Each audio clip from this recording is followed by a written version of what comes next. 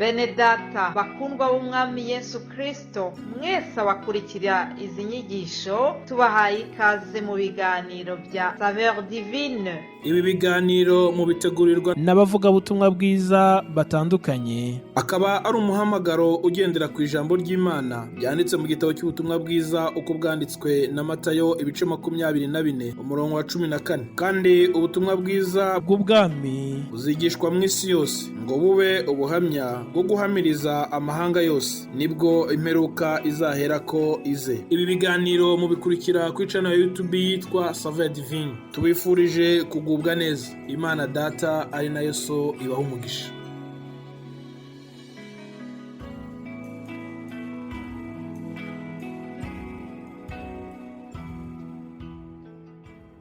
Shalom, shalom, shalom bakunzi b'ikiganiro cya Saveur Divine. Nongeye kubasuhuza kubo dukunze kubana. Izina ni Pasteur Eric Nzamwita. Nishimiye kubaramutsa mu izina ry'umwami wacu Yesu Kristo muri intangiriro y'iki cyumweru cyo hagati cy'ukwezi kwa 11 2024.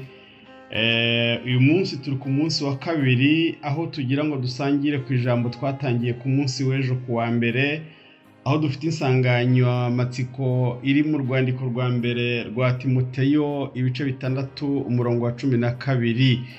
1 Timothée chapitre 6 verset 12, aho bagira bati ujye urwana intambara nziza yo kwizera, usingire ubugingo buhoraho ubwo wahamagariwe, ukabwaturira kwatura kwiza imbere y'abahamya benshi. Imana yacu ishimwe. Nkuko mubyumvise teme iragira ngo tuganire hejuru yo kurwana intambara nziza. Iyo uvuze kurwana intambara nziza, mu yandi magambo nuko haba hariho n'indi ntambara mbi. Donc ni opposite, ni contraire y'ikiza ko ari kibi. Hari intambara nziza, hari n'intambara mbi. Ariko uyu munsi ntabwo turi kuvuga ku ntambara mbi, turi kuvuga kurwana ku ntambara nziza. Uyu ni umukozi w'Imana Paulo yandikira umuhungu yabyaje ubutumwa witwa Timoteyo. Kandi Bibiliya igaragaza ko impamvu yavuze ngo wabyatuje kwatuza ni alliance, ni isezerano, ni contrat, nubwo iri verbale ariko yagize guhamya imbere y'abamarayika, imbere y'Imana, imbere y'ishengero. Aravuga ati ndatuye, kandi abyaturira imbere y'umwami ukomeye witwaga Pontius Pilato. Kandi ibyo byabaye mu rugendo rwa mbere rw'ivugabutumwa Paulo yarakoze. Niyo mpamvu Paulo umuntu yakundaga Timoteyo. Ni umwe mu bantu b'imfura ze, icyo nakwita abavutse bwa mbere mu rugendo rwo rwa mbere rw'ivugabutumwa ko dukunze kubivuga, cyangwa wakoze igiterane cya mbere cyangwa se urugendo rwawe rw'ivugabutumwa. Reka tubivuge mu mvugo ya Bibiliya ibivugamo. Avuga ati rero ujye urwana intambara nziza, ariko wibuka ibyo wahamije imbere y'abamarayika, imbere y'abantu, imbere y'ishengero, isi yose ikabihamya. Ujye urwana intambara nziza. Sinzi niba ari abasomye agatabo kavuga ngo combat spirituel, ni intambara yo mu buryo bw'umwuka. Iyi niyo twita nziza, kubera ko hari ari ibintu by'umwuka. Umuntu agira ibyo twita ibitero shuma, ariko akabirwanirira mu isi itagaragara, cyane cyane ko bimuterera no mu isi itagaragara. Umuntu mushobora kuba muri kugendana afite intambara ari kurwana nayo mu mutima, afite ibitero shuma. Undi bindi yakwita umunezero, yakwita ko ahubwo yabuze opportunity yo kubikora. Undi akaba afite intambara ikomeye yo kurwana n'ibyo bintu, akavuga ngo ibi bintu nubwo umubiri ubishaka, nubwo kamere bikeneye, nubwo byari bifitiye inyungu kubw'imibereho ya hano mu isi, nubwo ibi bintu ari kubibona nkunguka, abantu bakanyituhiriwe, nkubaka se, nkagira amamodokari, nkagira amazu, nkagira impuzu cyangwa se imyambaro myiza, abantu bandeba muzi akabona ko mpiriwe. Ariko yatekereza intambara ari kurwana yuko wenda ibyo bintu agiye kubibona mu ndonke mbi, akavuga ngo hari icyo nahamije abantu bandeba batandeba, ndi kurwana intambara nziza. Iyo ntambara nziza ushobora kuyirwana abantu bakureba batazi icyo uri kurwana nacyo. Iyo ntambara nziza ushobora kuyirwana abantu babibona, wenda bakanagushengerera, bakanagutega iminsi. Iyo ntambara nziza imenywa na nyir'ubwite uri kuyirwana mu mutima. Hari ibyo warahamije abantu bakureba, hari ibyo uhamya abantu batakureba, hari icyo nakwita mu cyongereza commitment ugira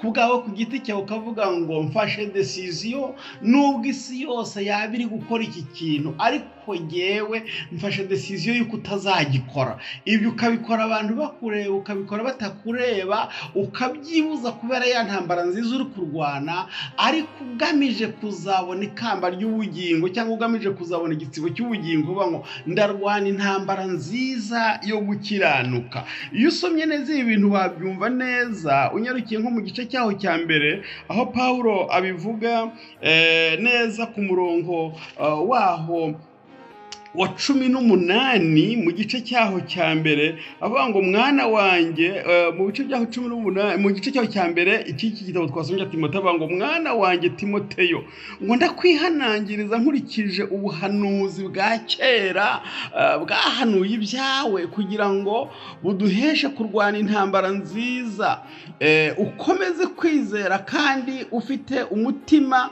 uticira urubanza. Uwo mutima bamwe barawuretse, atanga ingero ngo bahinduka nk'inkuge imenetse. Mbega ibintu bibi, ngo ku byo kwizera bahindutse nk'inkuge imenetse. Ngo ndetse muri abo ngo harimo uwitwa Humenayo na Elezekiyandriya, ngo abo bahawe Satani ngo kugira ngo babyigireho kudatuka Imana. Imana yacu idufashe muri iyi ntambara turwana. Mwene data unteze amatwi, sinzi intambara uri kurwana nazo, ariko hari intambara umuntu arwana abantu bamureba cyangwa se batamureba, ariko kabuze kizo ntambara uri kuzirwana kugira ngo ukiranuke. Ndagira ngo nkubwire rero ngo ntabwo urwana wenyine, uri kurwanirirwa n'uwanesheje, kuko izi ntambara zose ducamo yarazirwanye, arazizi, azi kurwana n'umubiri kuntu bivuna, azi kurwana na Satani kuntu bivuna, azi kurwana n'isi kuntu bivuna. Abo nabanza umuntu wese uri mu rugendo rwo kurwana intambara nziza abyuka arwana nabyo buri munsi. Zuradu bipromio 30, iyo utarwanye na Satani uba uri kurwana n'umubiri wawe, utari kurwana n'umubiri wawe uri kurwana n'isi. Ibindi byose wakubitana nabyo biri muri ibyo bintu bitatu, intambara ziri muri ibyo bintu bitatu. Ariko Yesu arabyitegereza neza, agiye kwandika mu gitabo cy'Abaheburayo, aravuga ngo ubwo yabanje no kubabazwa kugeragezwa, ubwe ngo abasha no gutabara abageragezwa bose. Mu ntambara ntabwo buri mu munezero, si muri hoteli uburyamye, si amakuru meza uri kumva, ahubwo ufite intambara zo mu mutima, ufite intambara yo harigeze iseruka mu mutima ntukazibona hanze. Ariko Yesu agiye kutwandikira abantu, ubwo nabanje kugeragezwa n'ibyo bintu byose ngo mbasha no gutabara abantu bari kugeragezwa n'izi ntambara nziza zo kwizera. Agiye kwandika arababwira ngo nubwo mbizi neza yuko ibyago n'akaga n'amakuba by'umukiranutsi ngo ari byinshi mwisahura nabyo, ngo ariko nanjye niteguye kumutabara muri byose. Mu yandi magambo, dufite sekirite. Nubwo turwana ariko duha intwara arahari, nubwo turwana uturwanira arahari, nubwo turwana udusapotinga arahari. Ni ukuvuga ngo aba mu buryo bwa finance arahari, mu buryo bwa support yariyo yose burahari. Aravuga ngo nzajya mbaba bugufi mbarwanirire. Kandi bene data, ndabahamiririza mu gihe kitari gitoya amaze muri ibi bintu, nta muntu warwaniriwe n'uyu mukiza ngo aneshwe. Kubera iki? Nawe ubwe yararwanya, aranesha, atsinda Satani, atsinda n'umubi. Ndakwifuriza no kurwana intambara nziza kugira ngo uhagarare na Kristo wanesheje, nawe akuneshereze mu ntambara uri gucamo zose,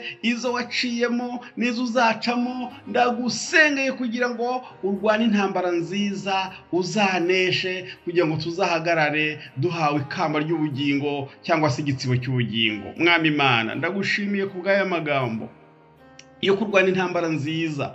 Timoteyo yakomejwe na Pawulo nk'uwari waramubyaje ubutumwa bwiza, arwana intambara nziza amwibutsa ibyo yarahiye. Ndasengera umuntu wese wumvisha aya magambo, wagize commitment agirira imbere yawe, imbere y'ishengero, imbere yawe, akavuga ati ndanamije, ndatuye, umurwanirira. Ari guhura n'ibyumwe, guhura n'ibyise, guhura na Satani, ariko dufashe kugira ngo intambara turwana tuzayisoza amahoro. Urakoze gukomeza kubana natwe. Utaragira iyo commitment akaba yumvisha aya magambo aho aherereye ku migabane yose y'isi, umufashe kugira ngo agire commitment afata, arwane intambara nziza, uzamuneshereze. Kuri wa munsi tuzahabwa igitsibo cy'ubugingo. Tubyambaje gutyo tubyizeye ubwa Kristo Yesu, umwami n'umukiza wacu. Urakoze.